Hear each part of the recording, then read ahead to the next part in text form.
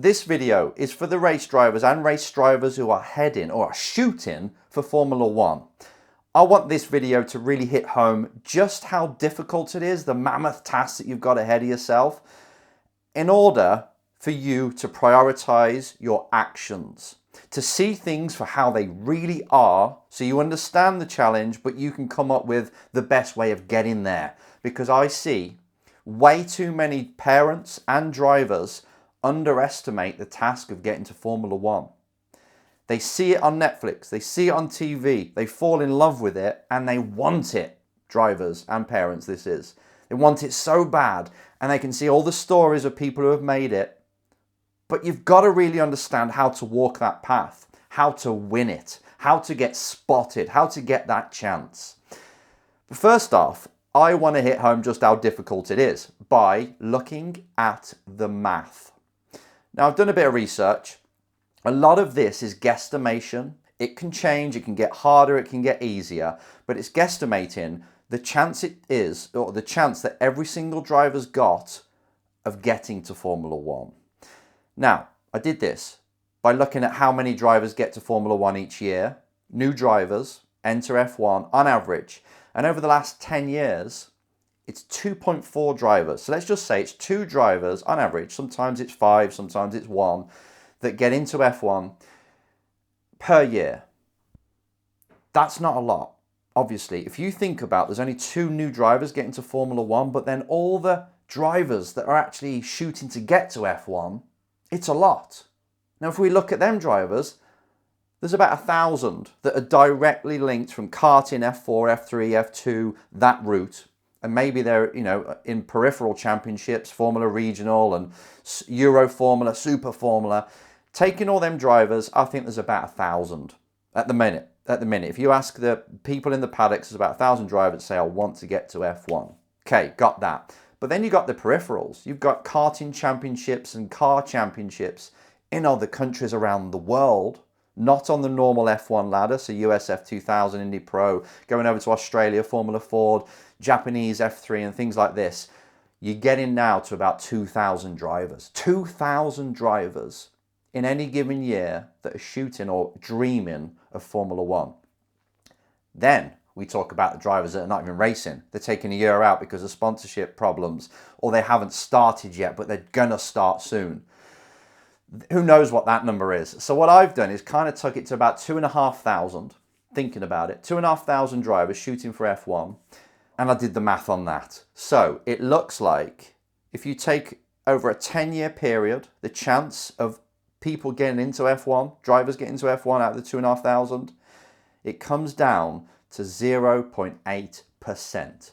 That's the closest I can get to telling you the chance that you've got of getting to F1, 0.8. And something else actually that just hit me, I've worked with hundreds of drivers, but I've only had 6 in F1. That's not a lot. Okay, I've worked alongside over 20 odd because I've been in the same team and I've learned off them and stuff like Max Verstappen and people like that. But I've actually worked and been the direct coach of only 6 out of them hundreds. That's quite amazing. And most of them had the money to go all the way. This shows you how difficult it is. There's not much room at the top and there's a lot of people that want it. Now, the deluded people among you, you've got to be deluded to think that you're going to make it to F1 anyway. It's a good thing, by the way. We'll still see that and go, yeah, but it's 0.8%. That means I've got a chance. And I love that. You've got to have that belief, right? But again, being realistic, which is a dangerous word, but seeing things for how they actually are, let's just call it 1%. I've got 1% chance of making it. How are you going to do it? That's my question to you. If there's a 1% chance that you're going to make it, there's 99% chance that you won't. And people kind of poo-poo and ignore the 99. I think, oh yeah, it'll be all right. I've got the 1, I can do it. No, it's really difficult. For example, if I gave you 100 playing cards face down, and one of those playing cards has got a little pen mark on it, and if you pick up the one, if you flip the one that's got the pen mark that I've put on there, then you're through. You know how hard it is and how long it'll take for you to flip the one with the marked card. 1 in 100. It's really difficult. Now, add to this the fact that if you haven't got the talent, you haven't got the actual speed to make it to Formula One, and you can't access the opportunity or the cash to actually compete in the first place, that 0.8%, that 1% goes to completely zero. 0.00 recurring chance of getting there. That's when it really hits home. It's like, geez, this is harder than I thought. And the reason I tell you this is because you can get your hopes up. You can spend your life thinking you're going to get to F1, but you're not really seeing the reality of, have I got the results to prove to race teams, whichever one is next up from your tier, wherever you are, that I am the best driver out there? Because if you want to make the top 20, if you want to get on that grid of F1, you've got to be seen as one of the best drivers out there. If not, because there's also flip side to this, if you're not the best, then you've got to be very conscious that you need business behind you. So if you can help a team earn millions and millions because of the country you're from, or there's some of the kind of political benefit, that may help you. As you know, there's a couple of drivers in F1 that have got political benefits. They shouldn't be in the seat because their pace is not good enough. They're not good enough as drivers, but the business aspect has got them in there and keeping them there. It's making the team money in some weird way, but that's business. That's life, and that's F1. So if you can't play the business game and bring a team tens, if not hundreds of millions of extra dollars that they haven't got right now, you've got to be fast. You've got to make sure that you've got the right attitude. You've got to be kind of the right age. You can't be 40 and going for F1, deciding to go to F1. You've got to be a teenager if you're in the early years, maybe in your 20s if you're winning. Fine. Okay, you can get away with that. But you've got to bring an immense amount of value to someone for them to say, right, we're going to put you in this F1 car on pure pace. If not, it's business. This is difficult, as I keep saying. Please hit home the challenge that you've got ahead of you, because I want you to not only shoot for the right thing, but I also want you to come up with a plan that will help you do that, and stop just kind of dreaming and hoping and visualizing it's going to happen, because it won't. You've got to get to work. You've got to get in the door of these people that can actually take you there. So my question to you is right now, if you've only got 1% chance, and that's if you're good enough, by the way. If you're not good enough, you got zero. If you haven't got the cash or anywhere yet, you got zero.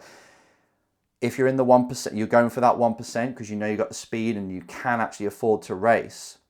How are you going to prove that you're good enough? What can you do today, training-wise, talking to people-wise, results-wise, to push yourself that bit closer?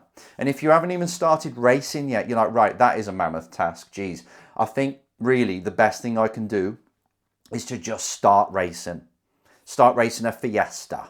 Start racing karting, rental karts. It doesn't matter.